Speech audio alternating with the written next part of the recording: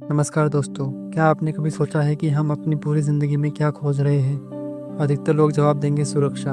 एक ऐसा जीवन जिसमें सब कुछ स्थिर हो, कोई जोखिम ना हो, कोई अनिश्चितता ना हो और भविष्य पूरी तरह से हमारे नियंत्रण में हो।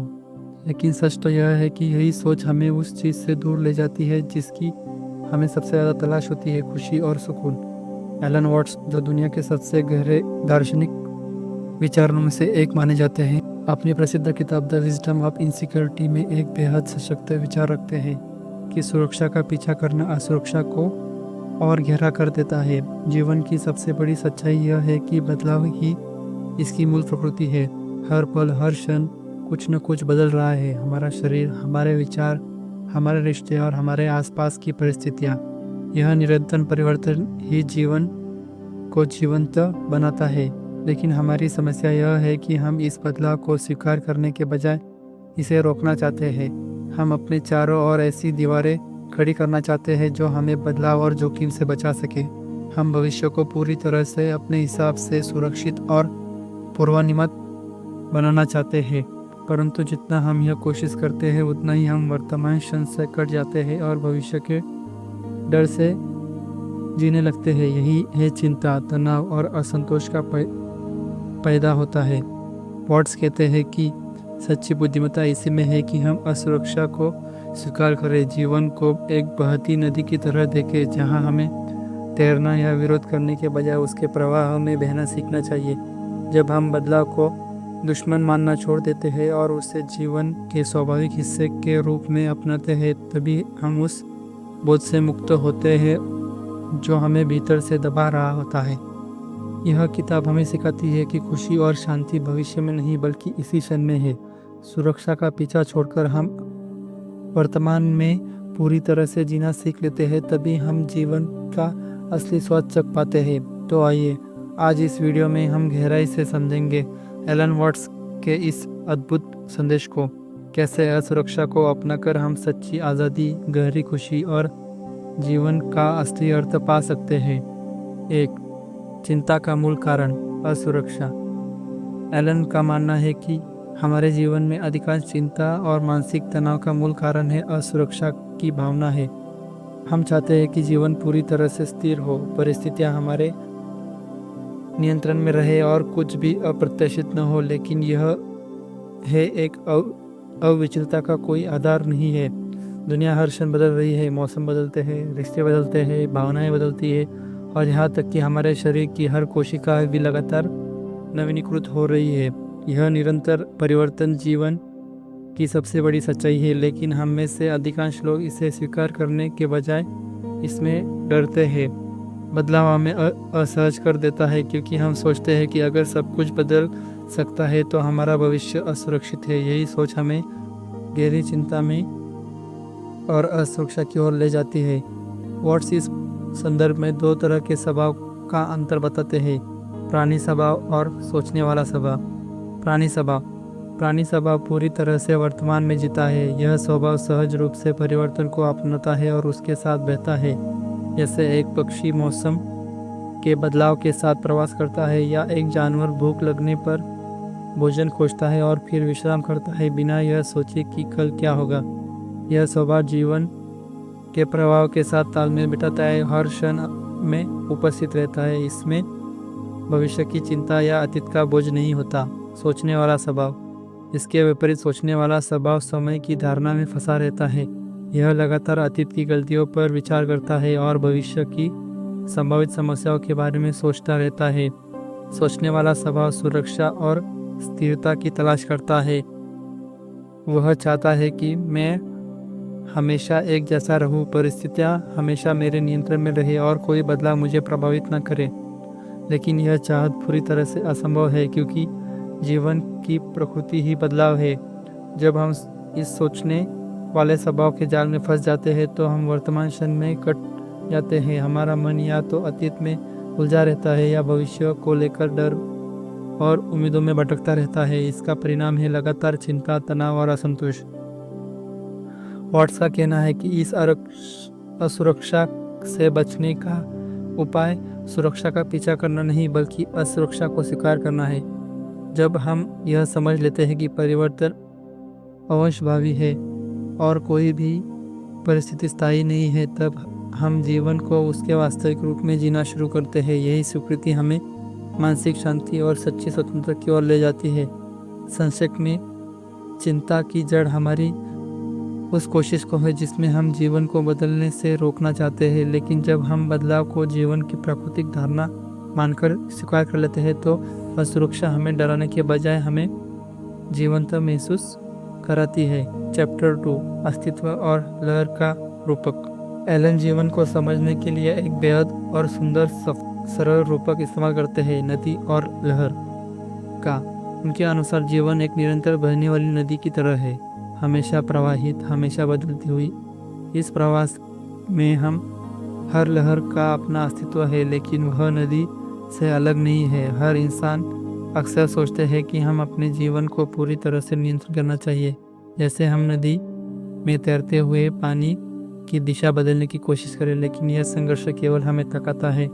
अगर हम पानी के बहाव के खिलाफ तैरेंगे तो बहुत ऊर्जा लगेगी और अंत में थक कर डूब सकते हैं। इसके बजाय अगर आप पानी के प्रवाह के साथ चले, उसकी लय को महसूस करें, उसके साथ तालमेल बिठाए, तो यात्रा आसान, स्वाभाविक और आनंदमय हो जाती है। वाट्स कहते हैं कि यह रूपक सिर्फ नदी का नहीं बल्कि पूरे अस्तित्व का है।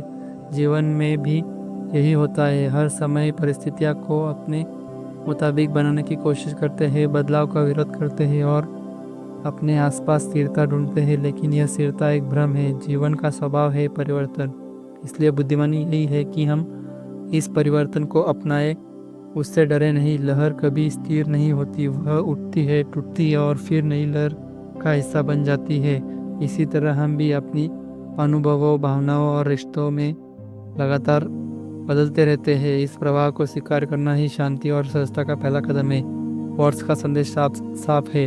1. जीवन के प्रवाह का हिस्सा बनो, उसके खिलाफ मत लड़ो। 2. हर पल को जैसे है वैसे अपनाओ, बजाय इसके कि अपनी उम्मीद में डालने की कोशिश करो। 3. जब हम जीवन के साथ फ्लो में रहते हैं तो हमारी प्रयास फलदायी और हल्के हो जाते हैं और जीवन में संघर्ष की जगह नृत्य और सामंजस्य आ सकता है। असल में नदी और लहर का यह रूपक हमें यह सिखाता है कि हम जीवन के समुद्र में अलग अलग इकाइयाँ नहीं है, हम खुद ही उसी समुद्र का हिस्सा है। और जब यह समझा आ सकता है तो अस्तित्व एक सुंदर यात्रा बन जाता है, न कि एक थका देने वाली लड़ाई। चैप्टर 3, स्वयं का मिथक। एलन अपनी पुस्तक द विजडम ऑफ इनसिक्योरिटी में स्वयं या ईगो की धारणा को एक गहरे भ्रम के रूप में प्रस्तुत करते हैं। उनके अनुसार हम में से अधिकांश लोग यह मानकर जीते हैं कि मैं एक स्थायी, अलग और स्वतंत्र अस्तित्व हूँ, लेकिन यह धारणा पूरी तरह से मानसिक निर्माण है। यह मैं कोई भौतिक वस्तु या आत्मा का अटल रूप नहीं, बल्कि विचारों, यादों और विश्वासों और समाज द्वारा दी गई पहचान का एक मिश्रण हूँ। वाट्स बताते हैं कि ईगो की यह धारणा पश्चिम सोच का ही परिणाम नहीं, बल्कि यह कई संस्कृति में पाई जाती है। हालांकि वेद, बौद्ध धर्मों और ताओ जैसे प्राचीन पूर्वी दर्शन में इस गहराई से प्रहार करते हैं। इन परंपराओं का मानना है कि जिसमें को हम समझते हैं वह असल में केवल चेतना की लहर है, एक क्षणिक अनुभव जो निरंतर बदलता रहता है। जैसे एक नदी में बहता पानी कभी स्थिर नहीं रहता, वैसे ही हमारा स्व भी क्षण प्रतिक्षण बदलता है। समस्या यह है कि हम काल्पनिक में को स्थायी मानकर उसके चिपके रहते हैं। हम अपने बारे में एक कहानी बनाते हैं, मैं अच्छा इंसान हूँ, मैं अमीर हूँ, मैं विफल हूँ, मैं पीड़ित हूँ, और फिर इन कहानियों को वास्तविक मान लेते हैं। इसमें एक मानसिक दीवार खड़ी हो जाती है जो हमें दुनिया से अलग करती है। यह दीवार चिंता, असुरक्षा और अकेलेपन का मूल कारण बनती है।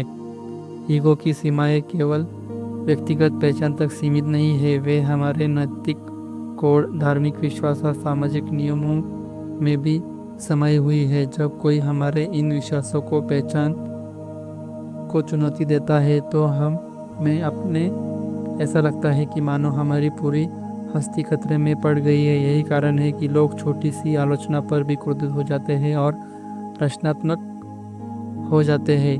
वाट्स का सुझाव है कि हमें इस इको इल्यूजन को पहचान कर इसे मुक्त होना होगा। इसका अर्थ यह नहीं है कि हम अपनी पहचान खो दें या समाज में अलग से हो जाए, बल्कि यह समझना है कि मैं कोई स्थायी इकाई नहीं हूँ, बल्कि जीवन की प्रवाह का हिस्सा हूँ। जैसे समुद्र की लहर समुद्र से अलग नहीं होती, वैसे ही हम भी समग्र अस्तित्व से अलग नहीं है। जब हम यह देखते हैं कि मैं सिर्फ एक स्थायी अनुभव हूँ, तब डर, परिस्थिति और असुरक्षा स्वतः कम हो जाती है।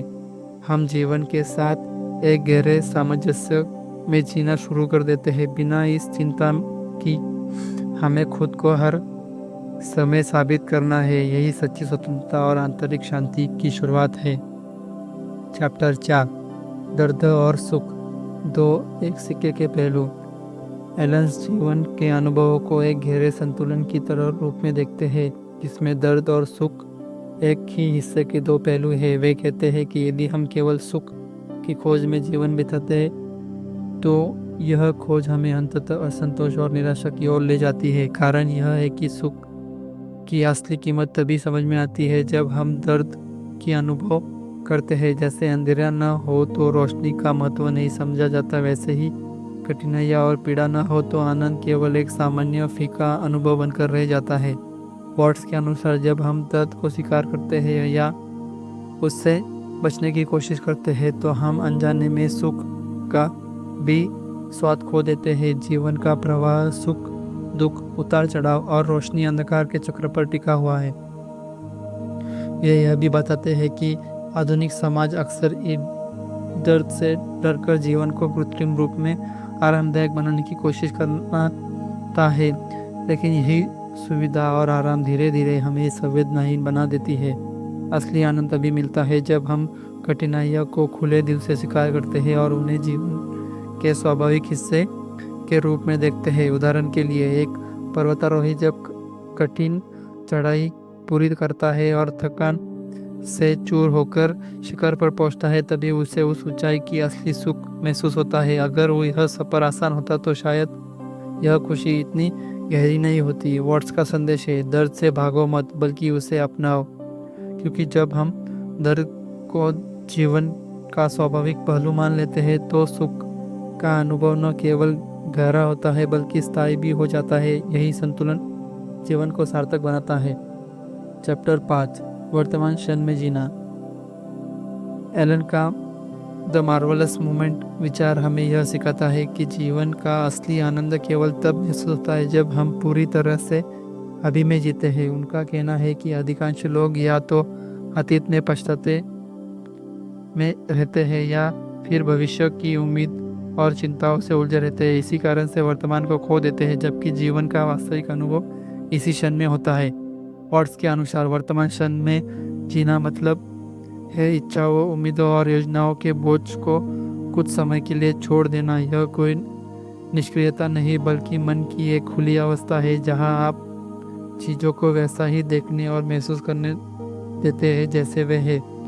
यह वही स्थिति है जब हम बिना किसी लेबल, निर्णय या पूर्वाग्रह के अनुभव को अपनाते हैं, चाहे वह एक साधारण सांस, पक्षियों की आवाज़ या हवा का स्पर्श।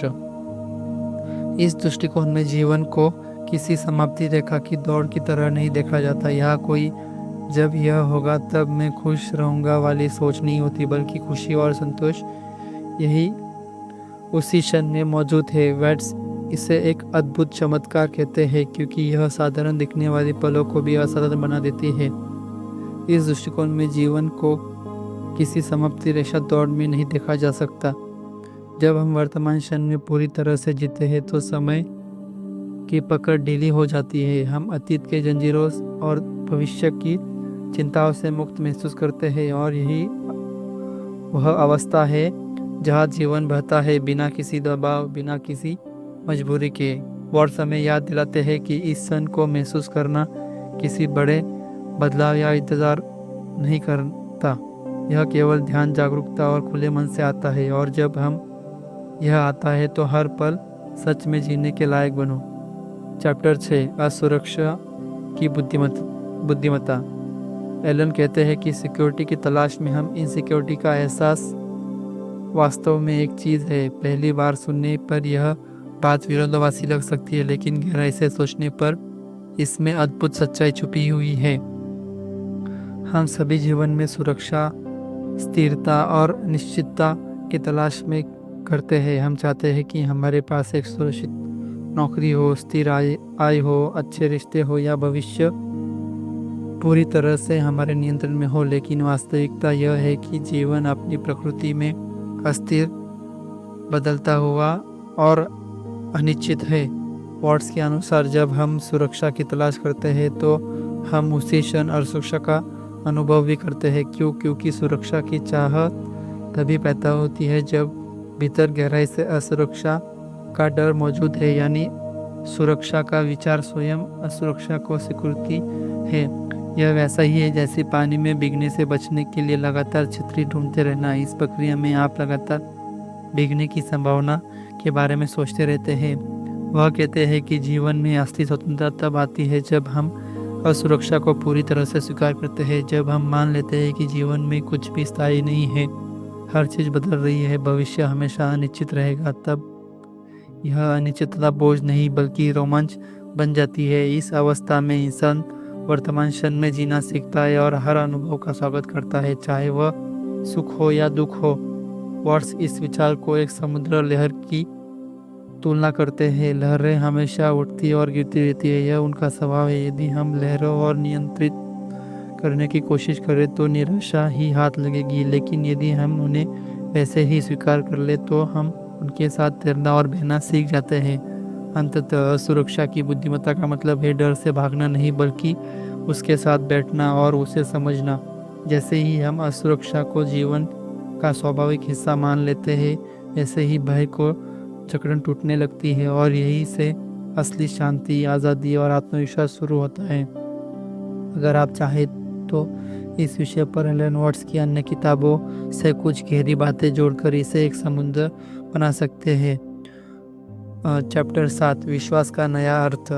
एलन वॉट्स का फेथ यानी विश्वास पर दृष्टिकोण पारंपरिक धार्मिक परिभाषाओं से काफ़ी अलग और गहन है।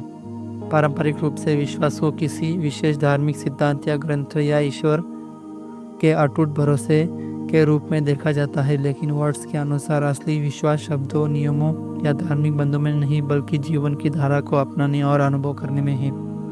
वॉट्स इसे एक खुली मानसिक अवस्था के रूप में परिभाषित करते हैं, एक ऐसा मन जो सत्य के लिए चिंतित बिना खुला है। इसका मतलब है कि हम पहले से तय मान्यताओं, अपेक्षाओं, निष्कर्ष से बोझ के बिना चीज़ों को उसी रूप में देखते हैं और स्वीकार करने के लिए तैयार रहे जैसे वास्तव में है। यह विश्वास किसी परिणाम को पाने की कोशिश नहीं करता, बल्कि जीवन को अनिश्चितताओं में सहज होकर बहने की अनुमति देता है। उनके अनुसार असली विश्वास का मतलब है निर्णय छोड़ना, नियंत्रण छोड़ना और यह समझना कि जीवन अपने ढंग से आगे बढ़ता है, चाहे हम अपनी योजनाओं बनाए या नहीं। जब हम अपने मन को इतना खुला रख पाते हैं और हर अनुभव को बिना पूर्वाग्रह के स्वीकार करते हैं, तब हम जीवन को एक गहरे समस्याओं, रहस्यों को समझ पाते हैं। इस प्रकार वॉट्स के दृष्टिकोण में विश्वास कोई स्थिर धारणा नहीं बल्कि एक जीवंत, लचीला और अनुभवशाली मानसिक दृष्टिकोण है। यह हमें जीवन के प्रवाह के साथ तालमेल बिठाने में मदद करता है और अनिश्चितता को भय के बजाय संभावनाओं के रूप में देखने की क्षमता देता है।